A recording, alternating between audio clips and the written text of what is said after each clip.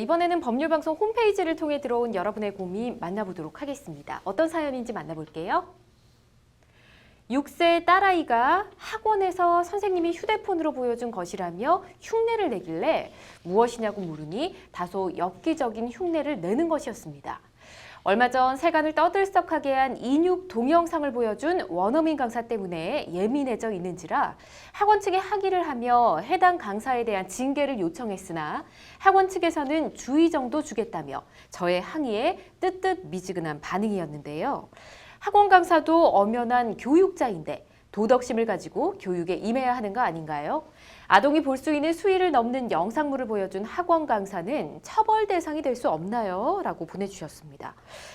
아동이 볼 수 없는 그런 영상물 등급을 받지는 않았지만 어른의 시각으로 보고 판단을 했을 때 좀 이런 걸 왜 보여줬을까 싶은 그런 무리한 영상을 보여줬다고 합니다. 법에 저촉되지는 않을까요? 이 부분이? 네, 이게 사실은 여러 가지 정보통신법 같은 경우에 이제 음란 동영상 또 문자 이런 경우에는 한계가 또 있는데요. 그 이외에 어떤 엽기 동영상, 인육 동영상 같은 경우는 이것이 아동의 정서에 심각한 타격이 있다면 또 실제로 그렇게 있는 것으로 보이고요.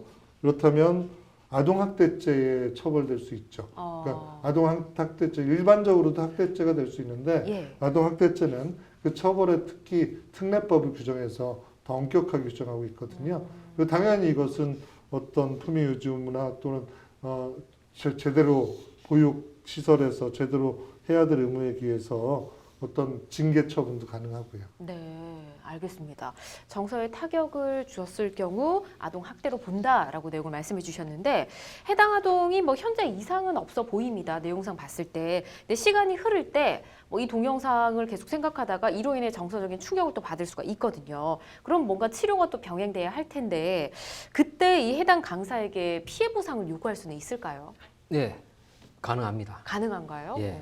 먼저 해당 아동 측이 엽기 영상을 휴대폰으로 전송받아 보고 난 후에 바로 이제 정서적 충격을 받아서 병원에서 가령 진단을 받는다 그럴 수 있는데 그때 나타나지 않을 수도 있거든요. 그렇죠. 정신적 후유증 아니면 그때 병원을 찾지 않았다거나 그럼 나중에 이제 추후에 그런 경우가 많거든요. 추후에 주변 이야기 듣거나 아니면 그래서 병원에 가보라고 해서 가보거나 그래서 이제 진단서를 뗀다거나 치료를 받고 그때 그럼 청구할 수 있느냐? 가능합니다.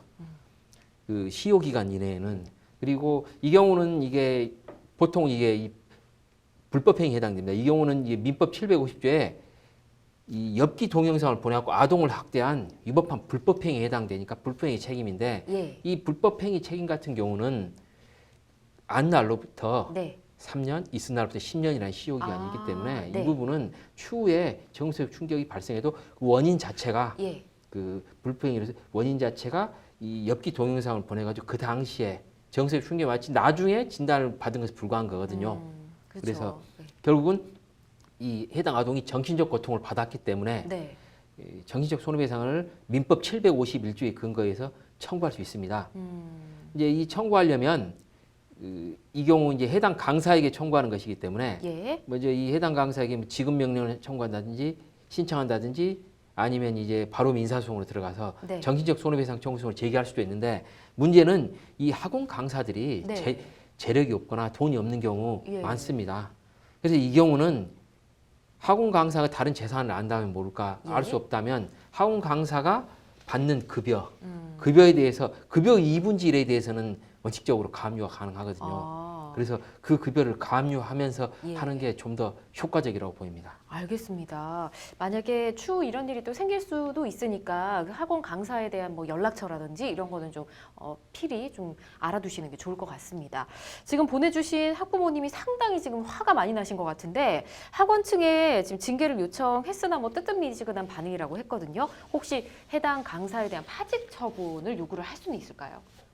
일단 징계의 양정의 문제인데요. 어쩌면 보육교사가 성실 의무, 신의 성실 의무나 아이를 제대로 보육할 의무를 제대로 이행하지 않았으니까 채무불이행도 되고 또 그리고 이것은 어떤 분명히 보육시설의 어떤 의무를 제대로 하지 않은 부분이죠. 그래서 징계 처분의 대상은 된다고 보이는데 그것이 해직, 말해서 해직까지 될 것인지 여부는 살펴봐야 됩니다. 그래서 이것은 만약 학원에다가도 얘기해야 되지만 유치원에다가도 학원이죠. 예. 학원이건 유치원이건 어떤 거기도 얘기해야 되지만 필요하면 뭐 교육청에도 네. 민원을 제기하고 이렇게 해서 결국 교육청에서 민원을 제기하면 학원에서 어느 정도 이 징계의 수위 지금 말하자면 여기 그 동영상의 수위가 어떻게 됐는지 예. 또 그리고 실질적으로 반복적으로 계속됐는지 뭐 여러 가지 부분들이 있을 수 있죠. 그런 부분들에 기초해서 징계의 양정을 말하자면 징계의 정도를 해직부터 계약 해지부터 또는 뭐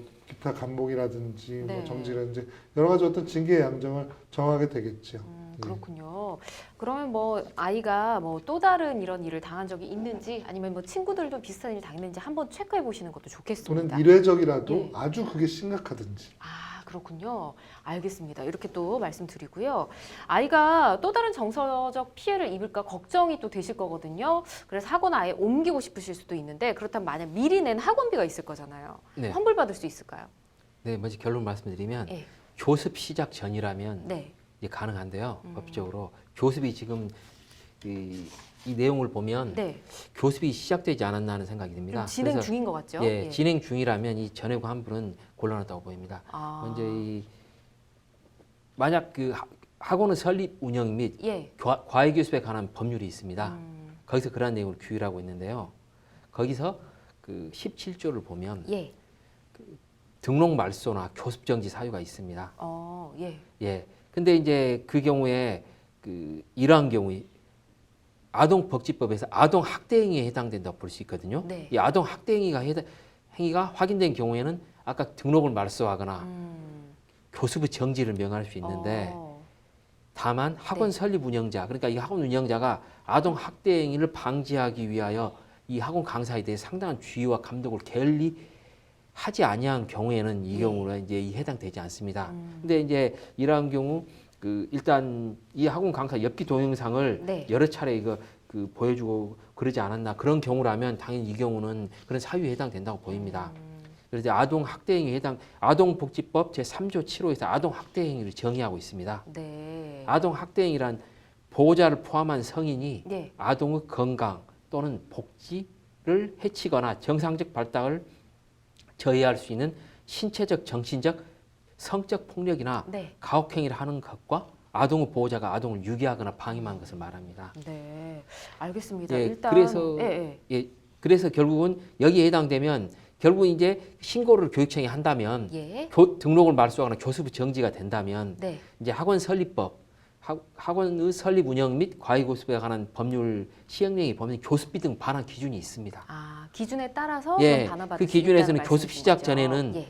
전액 환불이 가능한 경우를 규정하고 있지만 교습이 시작이 되면 네. 그 교습이 교습 시간의 경과 기간 네. 아니면 말하자면 등록 말소나 그렇게 되는 경우에는 교습을 할 수 없거나 네. 교습 장소를 제공할 수 된다 등 그런 비율 등을 따져가지고 일부를 반환받는 쪽으로 가능하게 될 것 같습니다. 아, 그러면 만약 수업을 시작을 했으면 전액을 반환받는 건 좀 불가능할 수 있겠지만 말씀해 주신 법령에 따라서 뭔가 일부를 계산을 해서 뭐 보통 이런 경우는 일수 계산도 막 이렇게 하더라고요. 계산을 해서 받을 수 있는 법이 있다고 하니까 이 부분 좀 알아보시면 될 것 같습니다.